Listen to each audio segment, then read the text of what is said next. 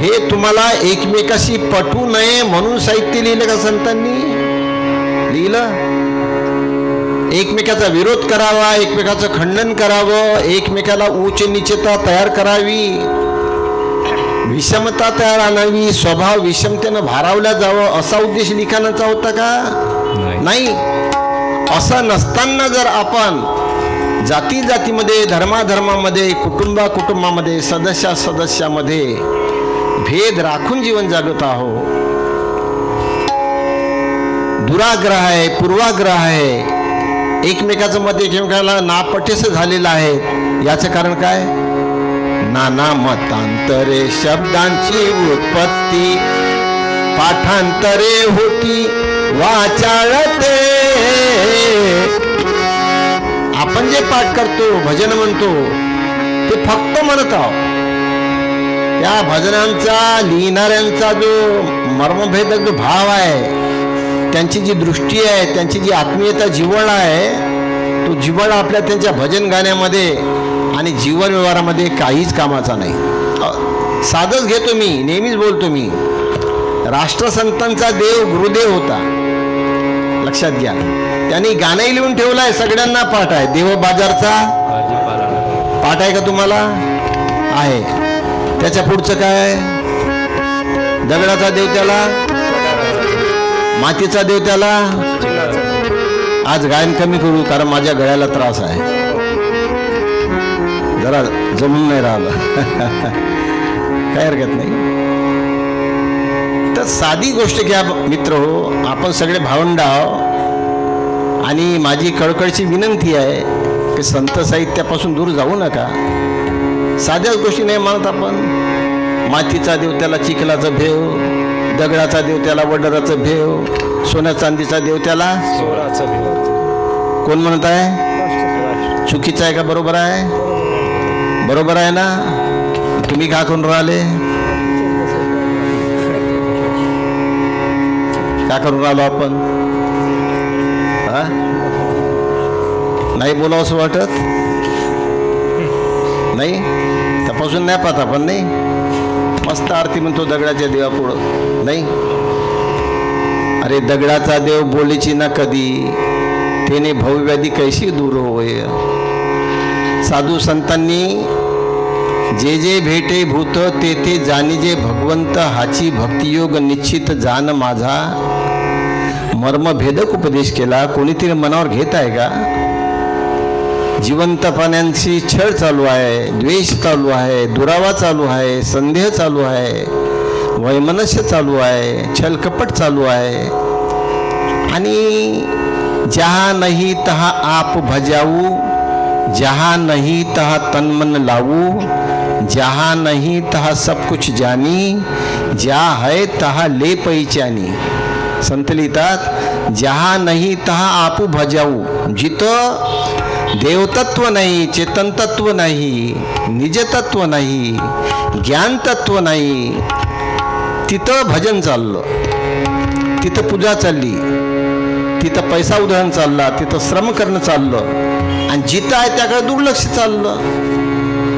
कधीतरी विचार करतो का आपण? आपल्या घरामध्ये कधीही चीड संतापाचं वातावरण नसावं, प्रेमाची भावना असावी. आताच म्हटलं आपण की सदा एकभाव चित्ता, नाही, निज तत्वांची समता असावे, नित्य सातत्यता, असंगता साधावी.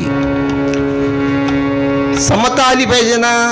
आपण जर भक्ता उपासक आहो राष्ट्रसंतांचे, तर त्यांच्या पावलावर पाऊल टाकलं पाहिजे ना आपण. संतांनी कधीही जळदेवाला देव म्हटलं नाही आहे, जळदेवाची पूजा केली नाही आहे. लक्षात घ्या. जळदेव जे तिथं आता इथं राष्ट्रसंतांची प्रतिमा आहे का पुतळा आहे? हा, त्या पुतळ्याला माहीत आहे का इथं अनंत महाराज काय सांगत आहे, तुम्ही काय ऐकत आहे का? बोलायची हिंमत होते का थोडीशी? सांग, माहीत आहे का? हा, कसं बोलावं माहीत नाही म्हणून? नाही, माहीत नाही त्यांना, कारण ते जड आहे, निर्जीव नाही आहे. प्रतिमा का तिथे लिहिली आपण? तुम्ही मूर्ती उपासना नावाचा ग्रंथ ऐकला, अध्याय वाचला ना? मनाशी लावावया चिंतन, लागावे सत्मार्गाचे आकर्षण, मनोनीच नेमिले असे प्रतिमा पूजन साधू संतांनी. मुख्य नामाचे अधिष्ठान, कर्तव्य करावे संपादन. नाही, मूर्तीपूजेचा काय अर्थ आहे? मूर्तीपूजा म्हणजे आपल्या जीवनामध्ये स्मारक आहे, आणि त्या स्मारकांनी जे लिहिलेलं आहे, जे कथन केलेलं आहे, जे भजन लिहिले आहे, त्यांच्या त्या भजनांची प्रेरणा करणारे संत आहे, प्रेरणा देणारे. तुम्हाला प्रेरणा देत आहे बापू. आपल्या राष्ट्रसंतांनी देव मानला की नाही मानला? देव मानला. त्यांचा देव स्वर्गात होता की पंढरपुरात होता? महाराजांचा देव पंढरपुरात होता म्हणते बाबाजी. त्यांच्या साहित्याची विटंबना होईल असं नाही बोलावं आपण. महाराजांचा देव पंढरपूरला नव्हता. आता तुम्ही नेताय पालख्या मनाची खुशी करासाठी. महाराजांचा देव पंढरपुरात कुठं होता राजीव? मंदिर मंदिर क्या घुमते पहले, सेवा कर गरीबों की पहले, सेवा कर गरीबों की पहले, सेवा कर गरीबों. मंदिर मंदिर क्या घुमते, सेवा कर गरीबों की पहले, सेवा कर गरीबों की पहले, सेवा कर गरीबों. आणि कितीतरी गाणं लिहिले असे, नाही का? मंदिराची जी रचना आहे, मंदिराची रचना कशासाठी केली? मंदिर कशासाठी आहे? मंदिर हे परमार्थाचे साधन आहे. लक्षात घ्या. जिथे राहतो तो संसार, जे करतो तो प्रपंच, आणि ज्यातून निघतो तो परमार्थ. परमार्थ कशाला म्हणावं? जे देहबंदीखानी पडला असे जीव बंधनात आहे, जीव दुःखात आहे, जीव समस्यात आहे. तुम्हाला प्रत्येकाला तुम्ही आत्मचिंतन करा, आपल्या आत्म्याला विचारा, तुमच्या शरीरांच्या, मनांच्या, धनाच्या माध्यमाने तुम्ही सुखी समाधानी आहे का? आहे का? आहे का सुखी? शरीर घ्या, शरीराच्या माध्यमातून सुखी आहे का तुम्ही? किती त्रस्त करून रोज दवाखाने करावे लागते. हे खाऊ नको, ते खाऊ नको, या दवाखान्यात जा, त्या दवाखान्यात. शरीर हे दुःख देत आहे का सुख देत आहे? दुःख आहे ना, दुःखमय आहे. शरीर हे दुःखमय आहे. पण दुःखमय शरीर आहे केव्हा? जर तुम्ही त्या शरीराला साधन म्हणून, उचित साधन म्हणून जर वापरत असाल, आणि उचित साधनांचा वापर उचित उदरनिर्वाह आणि लोकमंगल कार्य, या दोनच गोष्टीसाठी या शरीराचा वापर करायचा आहे. लक्षात घ्या. नरदेह त्यासाठी आहे. नरदेही सार संत समागम, आणि धरिता उत्तम सुख लाभ. उत्तम समजा आपण त्याचा लाभ घेतला, उत्तम कामी आणला, तरच नरदेह सुखाचं साधन होते. नाहीतर नरदेह हे दुःखरूप आहे. जे दुःखरूप नरदेह जो आहे, तो नरदेह त्या नरदेहाच्या पोषणासाठी, या नरदेहाच्या संरक्षणासाठी जन्माच्या पहिल्या क्षणापासून तर मरणाच्या शेवटच्या क्षणापर्यंत एक एक क्षण आपण काम करतो. त्याला काही झालं नाही पाहिजे, ताप नाही आला पाहिजे, जर नाही आला पाहिजे, विघ्न नाही आला पाहिजे, तो बिमार पडला नाही पाहिजे, तो मेला नाही पाहिजे, त्याच्यासमोर भांडलं नाही पाहिजे. जे तुम्ही आयुष्यभर करता ते कशासाठी आहे? आपल्या आणि आपल्या संबंधितांच्या देहाच्या रक्षणासाठी सगळं करताय. आणि तुकडोजी महाराज काय म्हणतात? तुकड्या म्हणे जीवासाठी आणि सर्व कराव्या. त्यांचं तसंच ठेवतो आपण आपल्या जीवाच्या रक्षणासाठी, जीवाच्या हितासाठी काहीच करत नाही. करतो का पहा तुम्ही? जीवाच्या हितासाठी काय करावं आणि देहहितासाठी काय करावं याचा विचार आपण कधीच करत नाही. म्हणून महाराजांचा मूळ अभंग आहे की करिता संतांची संगती, तेज वाढू लागे चित्ती, करिता संतांची संगती. राष्ट्रसंत लिहितात, संतांच्या संगतीमध्ये तुम्ही जीवन काढत असाल, संतांच्या संगतीमध्ये तुम्ही वेळ देत असाल, तर त्याचं लक्षण आहे. दारू पिल्यावर जसे डोळे बदलते, चेहरा बदलते, बोलणं बदलते का नाही बदलत? बदलते ना. त्या प्रकारे संतांच्या संगतीमध्ये आपला क्षण गेला त्यात की त्याचं लक्षण आहे. तेज वाढो लागे चित्ती. तेज म्हणजे प्रभाव. कशाचा? ज्ञानांचा प्रभाव, सत्संगतीचा प्रभाव. आता आपल्या जीवनामध्ये प्रभाव कशाचा आहे? क्रोधाचा, कामाचा, लोभाचा, लालचीचा तुमच्या आहे की नाही का? मी माझा अनुभव देत आहो. माझ्या जीवनामध्ये उठून सुटून लोभच उभा होते, ज्ञान उभंच होत नाही. आता हे अर्धा तास कसं तरी ज्ञानाच्या सख्या माख्या आठवाल, घरी गेलं बंद का नाही. आपला प्रभाव तिथं आहे. चटकन एखाद्याचं चुकलं रे चुकलं का चीड आलीच समजा, नाही का? एक गोष्ट नाही भेटली रे भेटली का भांडण झालंच समजा. ज्ञानाचा प्रभाव आहे का? नाही नाही नाही. ज्ञान संतांनी कथिले परी ते पाहिजे घेतले. संतांनी ज्ञानाचं कथन केलं आणि ज्ञानाचं कथन यासाठी केलं की ज्ञान हे अज्ञानाला दूर सारते, ज्ञान हे दुःखाचा नाश करते, ज्ञान हे सुख शांती समाधान प्राप्त करून देते. यासाठी ज्ञानाचं कथन केलं संतांनी. मग आपण ज्ञानाचा अभ्यास करतो आहे, ज्ञानाचे कार्यक्रम करतो आहे. जीवनातलं दुःख मिटत आहे का? जीवनातलं जर दुःख आपल्या मिटत नाही तर संतांनी दिलेल्या ज्ञानांचा आपण स्वीकार करत आहो का? करत आहो का? नाही. मग काय करावं लागेल? करिता संतांची संगती. संत संग कर. तुका म्हणे संग उत्तम असावा आणि याविन उपावा काय सांगू. आपला संघ महत्वाचा आहे, लक्षात घ्या.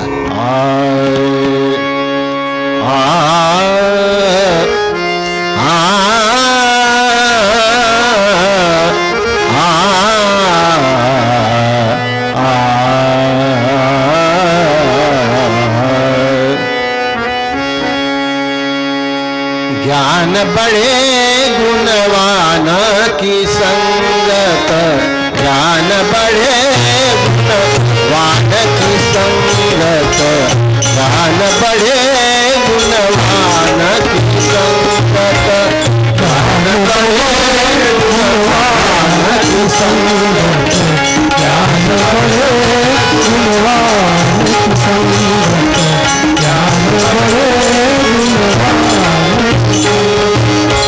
ज्ञान बड़े तपस्वी संगतीने, ज्ञान बड़े तपस्वी संगतीने, ज्ञान बड़े तपस्वी संगतीने, ज्ञान बड़े गुणवान की संगत, ज्ञान बड़े गुणवान की संगत, ज्ञान बड़े गुणवान ज्ञान बड़े गुणवान की संगत. गुणवंत लोकांचा संग केला तर ज्ञानाचा प्रभाव त्यावर होतो. तपस्वी लोकांचा संग केला तर ध्यानाचा प्रभाव होतो. धनाचा संग केला तर लोभाचा प्रभाव होतो. मूळ माणसाचा संग केला तर क्रोधाचा प्रभाव होतो. परिवाराच्या संगतीमध्ये जास्त वेळ दिला तर मोहाचा प्रभाव होतो. सिद्धांत आहे. मोह का वाढतो? आपण परिवाराच्या कुटुंबाच्या संगतीमध्ये जास्त राहतो. कुटुंबाच्या संगतीमध्ये काय आसक्ती आहे, अनासक्ती आहे का विरक्ती आहे का जीवनमुक्ती आहे? काय आहे? आसक्ती आहे. आणि आसक्ती हाची खरा आणि वासना हाची वासना हाची भवसागर, आसक्ती हाची खरा संसार आणि ज्ञाने त्याचा पावने पार, मोक्ष तो हाची. ओवी सगळ्याला पाठ आहे पण जीवनामध्ये आपण काही कामी आणत नाही, त्याच्यामध्ये काही रस नाही. त्या ओवीमध्ये लक्षात घ्या. वासना हाची भवसागर, आसक्ती हाची खरा संसार आणि ज्ञाने त्याचा पावने पार, मोक्ष तो हाची. आपण आता राष्ट्रसंतांची जी ओवी आहे ते आपल्या जीवनाला लावून पहा बरं. भवसागर कोणता आहे? वासना. आता जगातून तरुण जायचं आहे, जीवनातून तरुण जायचं आहे का वासनेतून तरुण जायचं आहे? कुठून? आपणाला तरणोपाय वासनेतून तरण्याचा आहे. जिथपर्यंत आपण वासना निमानकत नाही. आता वासनेचं क्षालन करायसाठी काय करावं लागेल? काय करावं लागेल?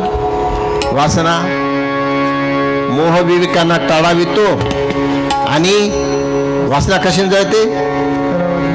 ज्ञानाने. वासना ज्ञानाने.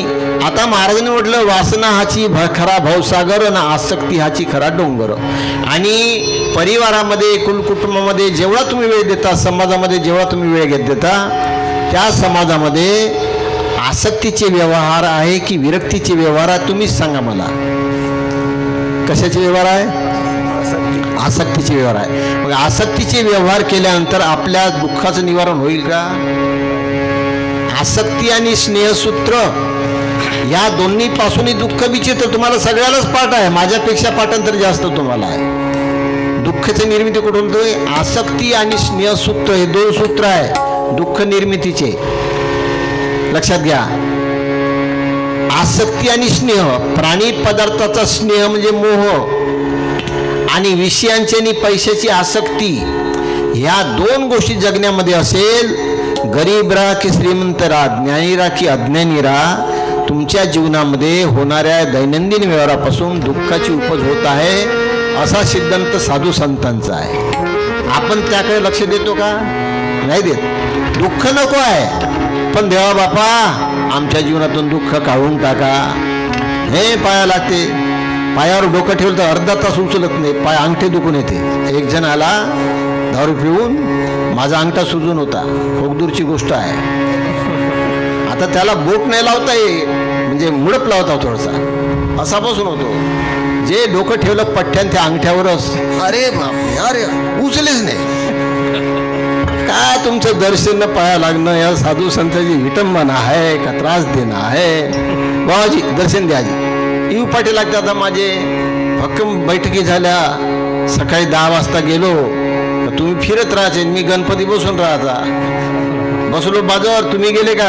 4 जणे. बाबाजी दर्शन द्याजी. अंग टाकलं थोडंसं, बाबाजी दर्शन द्याजी. पुन्हा उठून बसलो. पुन्हा बाबाजी दर्शन द्याजी. अंग काही ठोक द्यायचं नाही. 10 वाजेपासून 5 वाजेपर्यंत. म्हणजे आपलं दर्शन म्हणजे काय? नमस्कार म्हणजे काय? पूजा म्हणजे काय? कुठं चाललो राजे आपण? नाही, काहीच लक्षात नाही आपल्या. शुद्धचर्या हेची संताचे पूजन, लागतची धन नाही वित्त. पूजा पाटीला धनाचं काम नाही, कापूर उदबत्ती नारळाचं काम नाही राजो, दक्षिणेचं काम नाही परमार्थामध्ये. पण आपली जे नवविधा भक्ती आहे ती पक्की रुजली आपल्याला. लक्षात घ्या. संतांचा उद्देश आहे की आपल्या जीवनामध्ये शुद्ध आचरणाने जीवन जगलो पाहिजे. संतांचं पूजन आहे. तुकड्या दास म्हणे तत्व यावे हाता आणि ऐसा आहे चित्ता भाव माझ्या. तुकड्या दास म्हणे वागावयासाठी पाडील्या परिपाटी व्यवहारी त्या. आमचे जे परिपाठ आहे, काल परत मी म्हटलं अरे हरिपाठ म्हणणाऱ्यांनी, मी बाबाजी म्हणे हरिपाठात मध्ये लहानपणापासून जात आहोत. आता हे आजचे 3 दिवसाचे पोरं म्हणे यायनं लावली सामुदायिक प्रार्थना, आणि ते तर चाला म्हणते. कसा जाणार आहो जे म्हणे? हा, कसा जाणार आहो म्हणे? पूर्ण आयुष्य असेल म्हणे मी हरिपाठात, आणि हे म्हणते सामुदायिक प्रार्थना चाला म्हणे. मस्त छान आहे बाबाजी म्हणून, चांगला हरिपाठ तुला पाठ झाला. तर असं आपलं वागणं आहे राजो. अंतकरामध्ये पुरा दुरावा भरून आहे. कसा प्रभाव आहे? ज्ञान बडे गुणवान की संगत, ध्यान बडे तपसी संग कीने, मोह बडे परिवार की संगत, लोभ बडे धन में चित्त देणे. आपलं पूर्ण चित्त धनामध्ये आहे. लक्षात घ्या. चित्त नाही स्थिर, काय करावे मंदिर, काय करावे मंदिर, काय करावे मंदिर, काय करावे मंदिर, काय करावे मंदिर. चित्त नाही स्थिर, काय करावे मंदिर, काय करावे मंदिर, काय करावे. आई नाही सदाचार, व्यर्थ भूषणांचा भार, व्यर्थ भूषणांचा भार, व्यर्थ भूषणांचा. नाही नाही सदाचार, व्यर्थ भूषणांचा, व्यर्थ भूषणांचा भार. मंदिर कशासाठी आहे? चित्त नाही स्थिर काय करील मंदिर, नाही नाही सदाचार व्यर्थ भूषणांचा भार. लक्षात घ्या. आता आमच्या डोक्यावर कोणतं भूषण आहे? दिसतो का मी संतासारखा? भगवी टोपीही नाही, पागोटही नाही, लुंगीही नाही, पट्टाही नाही, चंदनही नाही, आडवंही नाही, उभंही नाही. कोणतं चिन्ह आहे राजे? कोणतंच चिन्ह नाही. राष्ट्रसंतांच्या शहरामध्ये कोणतं चिन्ह होतं? महात्मा गांधींनी कोणतं चिन्ह वापरलं? आंबेडकर साहेबांनी कोणतं चिन्ह वापरलं? शिवाजी महाराजांनी कोणतं चिन्ह वापरलं? श्रीराम प्रभूंनी, भगवान श्रीकृष्णांनी कोणतं चिन्ह वापरलं? मिरवली की भूषण त्यांनी चिन्हामध्ये? नाही, त्यांनी चिन्ह वापरलं, बिना चिन्हाचे नाही संत. लक्षात घ्या. संतांचं चिन्ह वेगळं आहे, लक्षात घ्या.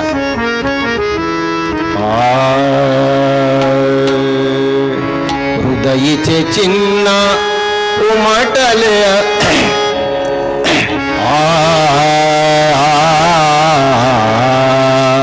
हृदयीचे चिन्ह उमटले बाहेरी, उमटले बाहेरी. हृदयीचे चिन्ह उमटले बाहेरी, उमटले बाहेरी. हृदयीचे चिन्ह उमटले बाहेरी, उमटले बाहेरी. हृदयीचे चिन्ह उमटले बाहेरी, उमटले बाहेरी.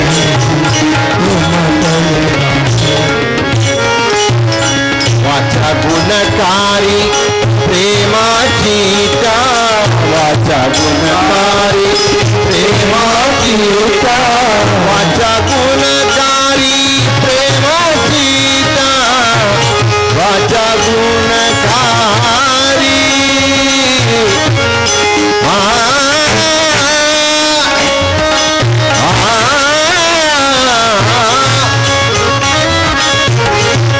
वाचा गुणकारी प्रेमाची टा, वाचा गुणकारी प्रेमाची टा, प्रेमाची टा. हृदयीचे चिन्ह उमटले बाहेर, उमटले बाहेर. हृदयीचे चिन्ह उमटले बाहेर, उमटले बाहेर.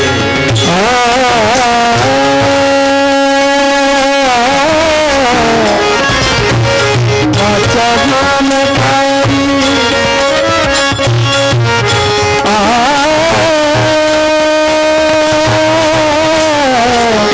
वाचा गुणकारी प्रेमाची टा, वाचा गुणकारी प्रेमाची.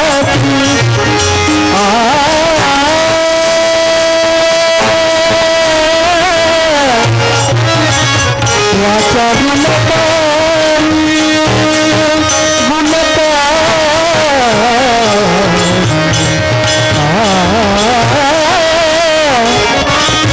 वाचा गुणकारी प्रेमाची.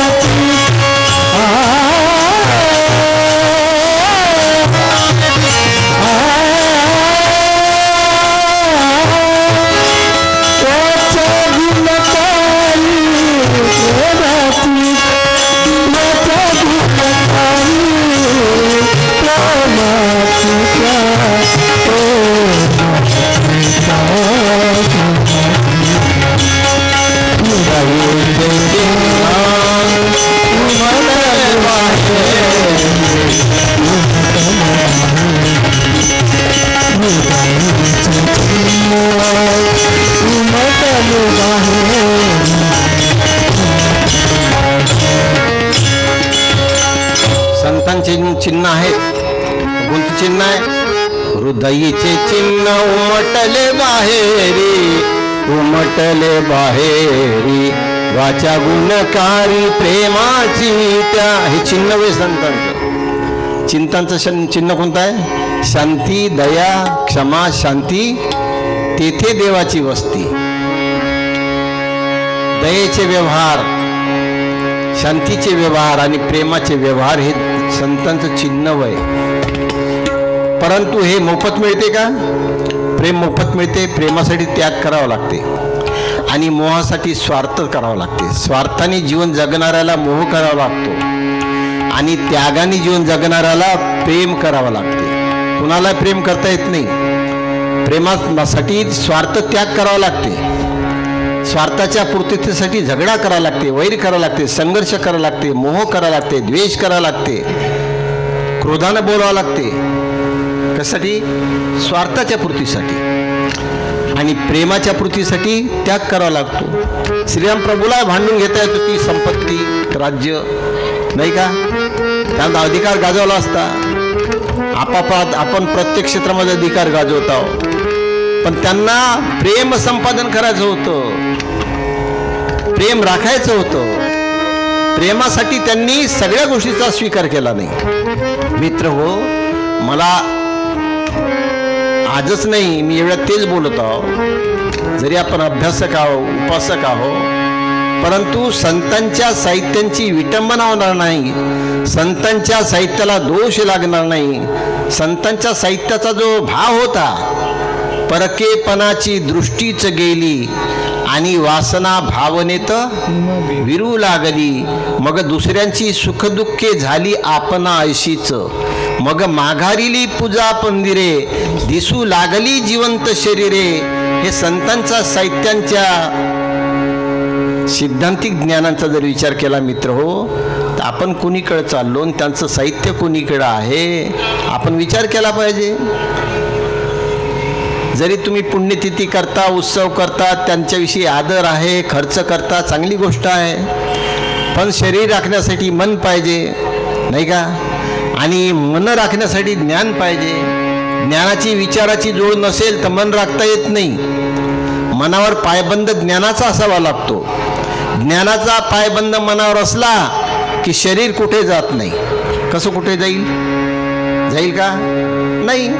तन मन का संबंध है, मन बिनु तन नहीं काम, तन बिना नहीं रह सके दोनों एकमुख काम. शरीर आणि मनाचा संबंध आहे, परंतु मन जर तुमचं नसेल तर तन काम करत नाही, शरीर काम करत नाही. तुमच्या मनामध्ये जी काही जमा आहे, त्यागपरायण वृत्ती आहे की भोगपरायण वृत्ती आहे? तुम्ही स्वार्थाच्या पूर्तीसाठी जीवन जगून राहिले की लोभाच्या पूर्तीसाठी राहिले? भक्तीचा जो तुमचा मार्ग आहे, भक्तीचं जे ध्येय आहे, ते ध्येय कामनापूर्तीचं आहे की कामना नष्ट करण्याचं आहे? अंतर्मनाला विचारा. कामनापूर्तीचं जर ध्येय असेल, किती पाठपूजा करा, पूजा करा, व्रत वैकल्य करा मित्र हो, सुखाची निर्मिती होणार नाही. कारण भक्ती हे कामनापूर्तीचं साधन नाही आहे, कामना त्यागाचं साधन आहे.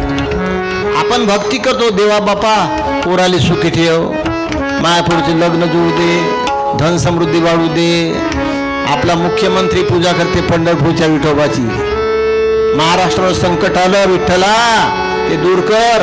अबे काही अक्कलगी आहे की नाही?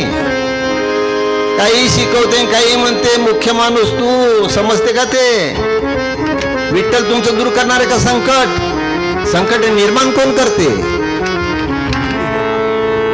कोण निर्माण करते? कोण आहे निर्माता? आपण निर्माण करतो राजो. कामनापूर्तीसाठी जीवन जगण्याचं ध्येय तुमचं असेल तर अधिकाधिक संकट तयार होते, अधिकाधिक बंधन तयार करणं हे अज्ञानाचं काम आहे आणि बंधनातून बाहेर निघणं हे ज्ञानाचं काम आहे. बंधन कोणते आहे? काल परवा मी यवतमाळला सांगितलं 3 प्रकारचं बंधन, तुम्हालाही माहीत आहे. आज मी बोलून राहिलो हे काही नवीन काही नाही, तुम्ही सगळे अभ्यासू लोक आहात, तुम्हालाच माहीत आहे 3 प्रकारचं बंधन. कोणतं बंधन आहे? म्हणजे बाबाई, मानसिक बंधन, लौकिक बंधन आणि भ्रांती बंधन. 211 नंबरची साखी पाहून घ्या. बहु बंधन से बांधिया एक बिचारा जीव की बल छुटे आपना. बंधन दुःख निर्माण करते का सुख निर्माण करते? दुःख निर्माण करते, नाही का? बंधन दुःख निर्माण करते आणि सुख निर्माण कोण करते? गीतेमध्ये लिहिलं आहे, मन एवं मनुष्यानां कारणं बंध मोक्षयो बंधाय विषयासक्ती मुक्त निर्विषय मना. भगवद्गीतेचा सिद्धांत आहे, मन एवं मनुष्यानां कारणं बंध मोक्षयो. तुझ्या जीवनामध्ये जे संकट आहे, तुझ्या जीवनामध्ये जे दुष्काळ आहे, तुझ्या जीवनामध्ये अडीअडचण आहे, ही तू निर्माण करतो.